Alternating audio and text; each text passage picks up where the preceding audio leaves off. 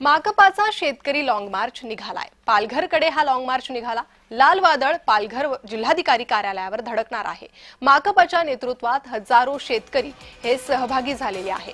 मार्क्सवादी कम्युनिस्ट पार्टीच्या नेतृत्वाखाली हजारो शेतकऱ्यांचा हा लॉंग मार्च निघालाय।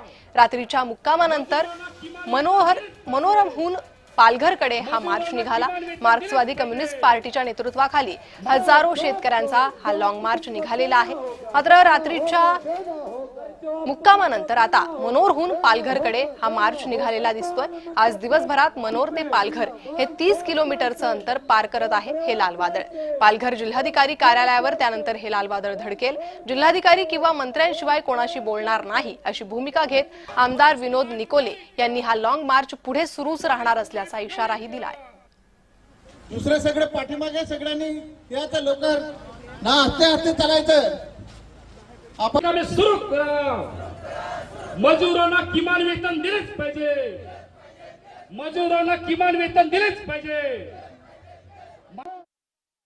खरं म्हणजे आता जवळजवळ 50,000च्या वरती हा शेतकरी या पायी मोर्चामध्ये सामील झालेला आहे आणि तो हा अपेक्षा आलेला आहे की माझ्या पदरामध्ये काही ना काही ज्या मागण्या त्याच्यातलं माझ्या पदरात काही ना काही पडेल, त्याची निराशा होणार नाही ही नक्कीच दखल मार्क्सवादी कम्युनिस्ट पक्षाचं जिल्हा नेतृत्व घेत आहे।